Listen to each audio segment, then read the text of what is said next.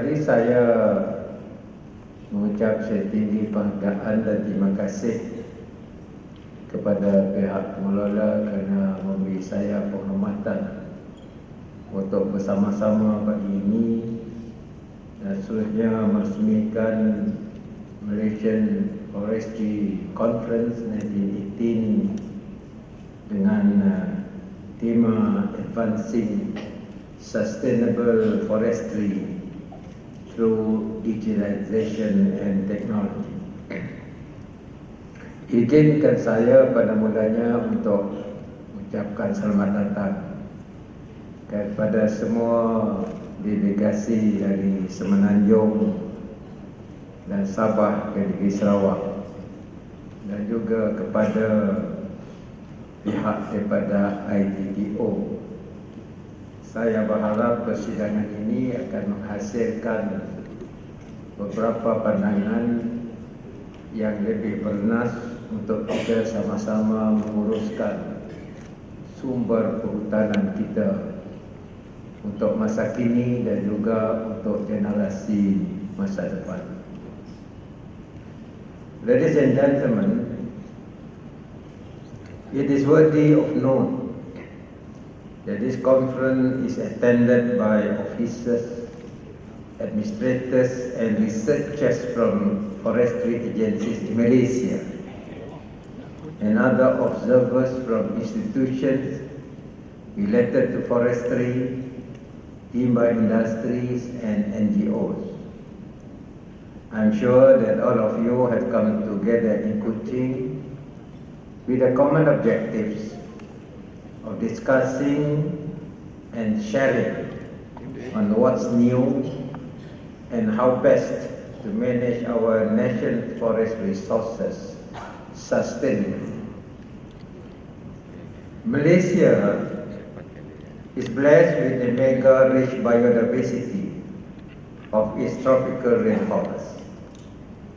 We always regard our forest resources as our treasure. As of 2016, forests constitute about 55% or 18 million hectares of Malaysia's landmass.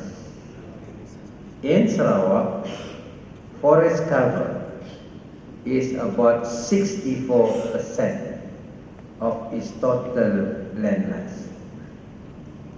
For the past 100 years, forestry has been the backbone of the state's economy and has contributed significantly towards its socio-economic development as well as the well-being of its people. About 50% of Sarawak population are rural people whom are mostly still dependent on the forests and forest resources for livelihood and employment. Forest industry development has provided access and communication to the rural communities, especially those in the most interior part of Sarawak. The state government is well aware of the fact that with any development there is always side effects. As such, we are always committed to strike a balance between the need for development and safeguarding our forest resources, environment and well-being of our people. We fully subscribe to the concept of sustainable development of the forest so that our forests will always be there to provide for us. Ladies and gentlemen, the state government is committed in ensuring its forests and forest resources are managed in a sustainable manner.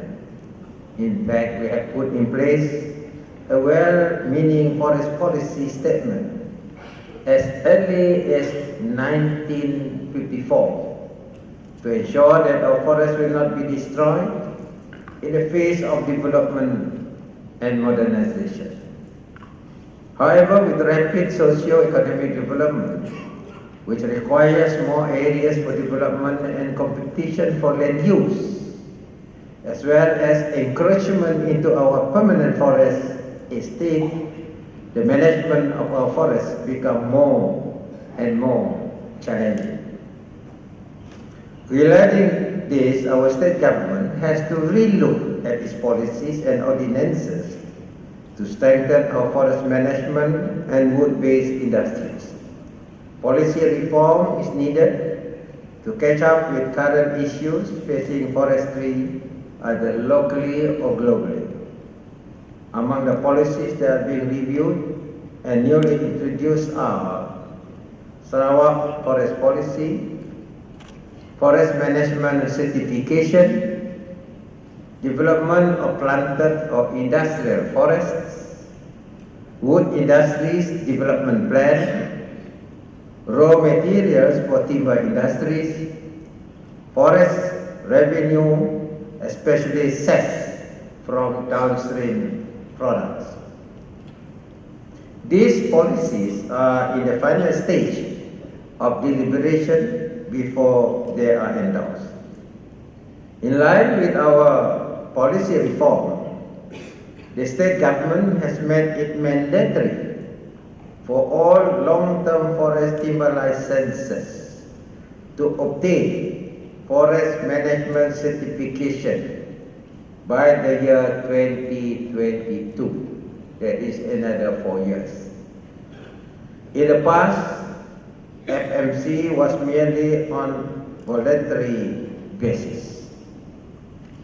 With growing local and global concern on environmental issues, forest management certification has become the main requirement for buyers to ensure that timber and timber products come from sustainable managed forests. It also has become the key interest for environment and social-based non-governmental organizations. We acknowledge that in the beginning of this journey, shortcomings and challenges are inevitable, especially on the capacity of both implementing agencies and timber industry. Nevertheless, we believe that with strong cooperation and collaboration from all relevant ministries and agencies, timber industries, NGOs and local communities, a balance between environment, economy, and socio-economic development can be achieved. I would like to take this opportunity to congratulate 3 of our forest management units, FMU, namely Anak Moput FMU, for being able to maintain its certification, and Ravenscourt FMU and Kapit FMU, that is Forest Management Unit, for being certified recently. This is indeed an achievement. Not forgetting our Forest Plantation Management Unit, namely Segan, Lana, Masama, Penyuan, and Kejin Long Lama, for being certified Forest Management Plantation Certification. I hope that other FMUs would follow suit very soon. I am made to understand that Peninsula Malaysia and Sabah are well ahead of Sarawak in implementing the forest management certification. This is perhaps the area where collaboration among the forestry agencies in these 3 regions could be enhanced to further uplift Malaysia's image in forest management certification. I would like the private sector to respond to the government's initiative to get all our people in the forestry sector to have this certification. Once you got recognition, then the market will respond to you. And that is very important for the private sector, and therefore you must be committed to have this certification. Ladies and gentlemen, today with the advancement of technologies and digitalization in many aspects of development, we can no longer be oblivious to the use of technologies and be isolated as our forests can be seen and remotely monitored from anywhere in the world. At the same time, the advancement of technologies can be used to our advantage, as they can be used to manage our forests more efficiently. In developed countries like Finland, for example, foreign owners can take care of their forest-related business from the comfort of their homes. They have the service portal that provides latest information of forest areas in terms of forest stands, stocking, soil types, etc.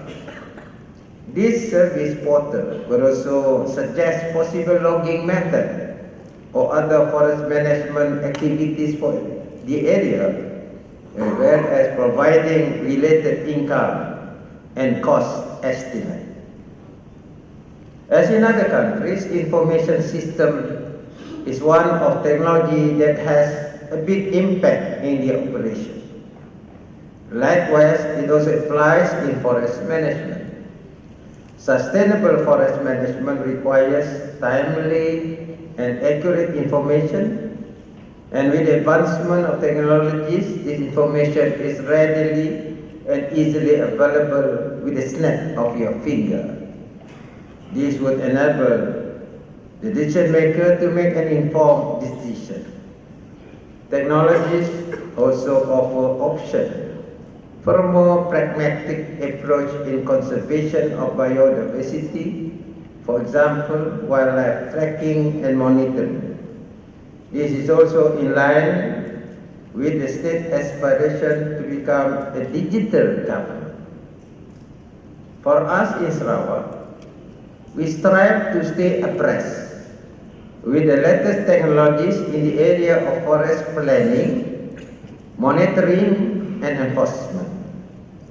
Drone, for example, is what they use in monitoring and reconnaissance works, especially in areas where access is limited. Geospatial technology is capable of capturing, storing, analyzing, and displaying geographically referenced information in real time. Since our country is a signatory to many international conventions and multilateral environmental agreements, data on forests and other land uses need to be reported periodically. All of these are made possible with the help of technology. At the larger scale, Sarawak has embarked on information sharing through big data to enable better coordination within state agencies. I would like to add here that it's the policy of state government to digitalize all our services and to have what we call big data in our storage system. Once we have all this information system, it can be retrieved, and this information can be basis for planning as well to identify threats, particularly in the forest and timber industries. I would like at this stage to say thank you to ITTO for giving us certain guide in forest management in Sarawak. I was the Minister of Industrial Development in 1988, 89 up to the year 2000. And we have been working very closely with ITTO, particularly with Dato' Frizaila. And this is the sort of collaboration we are working in order to get the scenario and analysis in terms of timber industry worldwide. And we are very fortunate that with that collaboration, we have a sustainable management of our forests. And we are committed to continue with that. Ladies and gentlemen, technology is important, And this instance, it will provide efficient monitoring system. And this system will enable us to really record what is installed. At the same time, to enhance what also installed. Meaning, if you have forest estate, you know the volume of the timber stand, and also the amount of timber stand is depleted, and the amount has to be replanted. And this is the way how we manage our forests. For that matter, Sarawak is committed to enhance our digital infrastructure. Last year, we have announced we are putting aside 2 billion ringgit from State Fund to upgrade our digital infrastructure, including the speed. While you have the devices, you don't have the speed, then you cannot get information in real time. And therefore, it is the commitment of the state government to enhance our digital infrastructure in the rural areas where there are a lot of forests. And this will be done in order to make sure that foresters can get and retrieve information in real time and therefore can be used for your planning purposes. Ladies and gentlemen, forest beyond timber. Beyond timber, others such as non-timber forest resources are very much underutilized.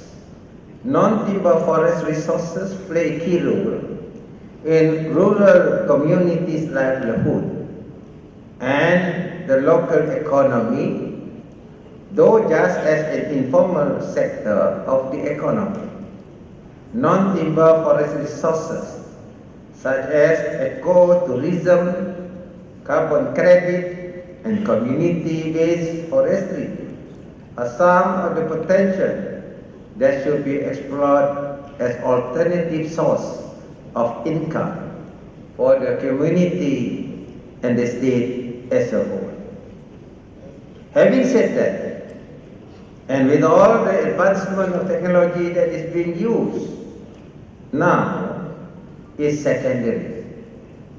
If the integrity and sanctity of our forest is not sufficiently guarded. Therefore, this is where the focus and emphasis on research and development is vital. The existing platform, such as the Heart of Borneo initiative, could also be used to enhance collaboration, networking, and knowledge sharing. Our colleagues from Peninsular Malaysia could also share with us their experiences in implementing the Central Forest Spine project. Therefore, it is my fervent hope that the conference resolution would capture various issues on research and development, technologies, and develop ideas on how we move forward as one to address challenges in forest management at the national, regional, and global levels, as well as for our future collaboration in forestry. Last but not least, for all those who come from afar, I wish you a pleasant stay in Sarawak and enjoy what Kuching has to offer. If you got time, also go to our forest reserve. With that, thank you very much, and I get great pleasure to officially declare open the 18th Malaysian Forestry Conference 2018 Kuching, Sarawak. Thank you very much and have a good deliberation.